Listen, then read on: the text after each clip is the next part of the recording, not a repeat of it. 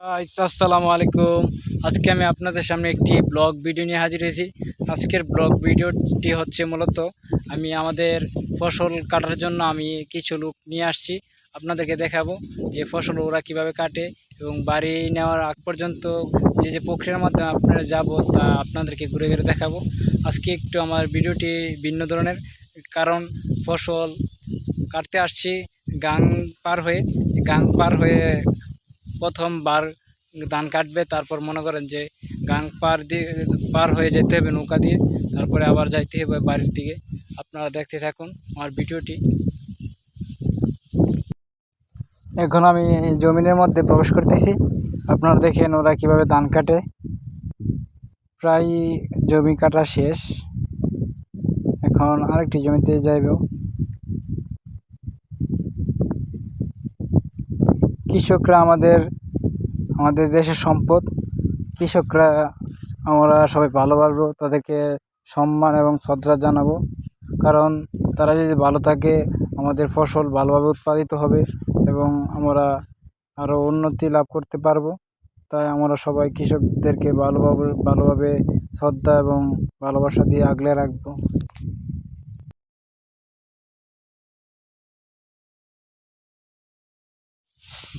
এখানে দেখেন কৃষকরা কি সুন্দরভাবে ধান কাটতেছে। আপনাদের ডিস্ট্রিক্ট কোন জেলা? নীলফামারী থেকে আসছে আমাদের কুমিল্লাতে।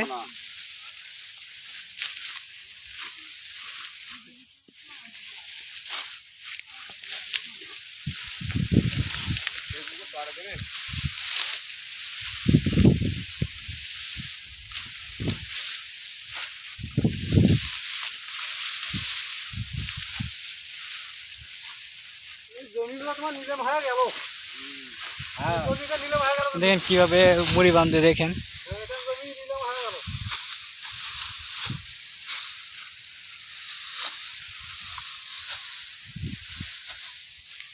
ওরা যদি আমাদের এলাকা না আসতো তাহলে অনেকগুলা জমি পড়ে থাকতো কাটার বাকি। তাদেরকে আমরা অসংখ্য ধন্যবাদ জানাই, যারা নীলফামারী থেকে আমাদের কুমিল্লাতে এসে তারা ধান কাটে। এটা হচ্ছে উস্তাদ এখানের। যারা যারা ধান কাটবেন ওনার সাথে যোগাযোগ করবেন, তাহলে আপনার জমি সুন্দরভাবে কাটতে পারবেন। ওনার নাম হচ্ছে জমির উদ্দিন সরকার।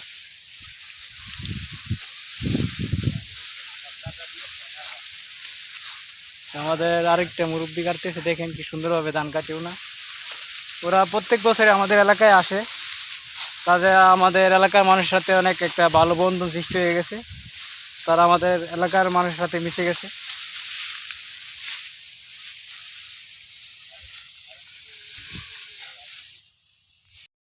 এখন তারা বার নিয়ে আসতেছে একের পর এক সারিবদ্ধভাবে। তাদের যে হাঁটা বার নিয়ে, তারা বার নিয়ে হাঁটলে তাদের ধানগুলা দেখেন কীভাবে দুলনার মতন দুলে। তাই এই জিনিসটা আসলে অনেকটা সুন্দর। তারা বার নিয়ে আসতেছে সবাই একের পর এক।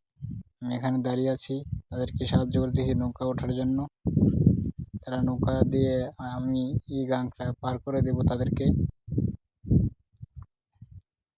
তারা নীলফামারী থেকে এসেছে, তারা নৌকা উঠতে চায় না, তারা পানি অনেক ভয় পায়। আমি বলছি যে না, কিছু হবে না, আপনারা উঠুন। তারা একের পর এক আসতেছে। তাদের এই দলের মধ্যে 11 জন সদস্য আছে। আজকে একজন অসুস্থ হওয়ার কারণে সে আসতে পারে নাই। তারা আজকে 10 জন ধান কাটতেছে।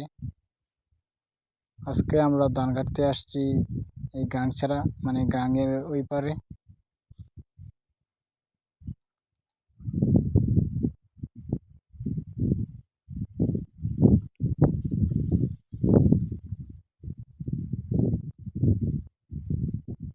তারা সবাই বার নিয়ে আসতেছে একের পর এক।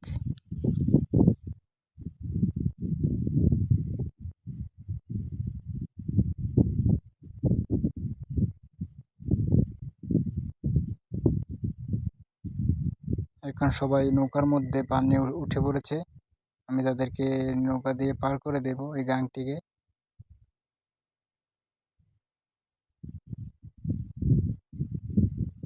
এই গ্রামের ভিতরে না থাকলে আপনারা এই দৃশ্যগুলো দেখতে পারবেন না, যে আসলে গ্রামের দৃশ্যগুলো আসলে কতটা সুন্দর।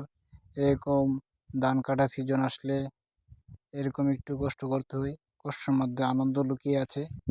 কৃষকরা যায় যে তাদের ফসলগুলো ভালোভাবে বাড়িতে নেওয়ার জন্য যে কোনো প্রচেষ্টাতেই, তাই তারা যেভাবেই চায় তাদেরকে ফসলগুলা বাড়িতে পৌঁছে দেওয়ার জন্য।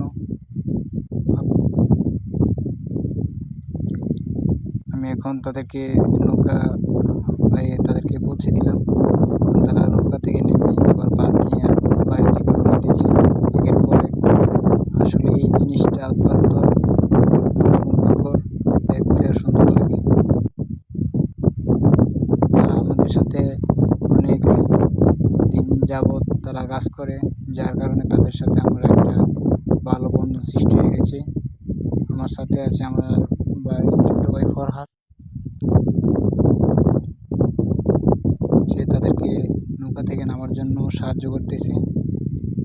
আপনারা যারা আমার ভিডিওটা দেখেন তাদেরকে আমার একটা আহ্বান জানাচ্ছি, আপনারা আমার পেজটিকে ফলো করবেন এবং পাশে থাকবেন, সাপোর্ট করবেন।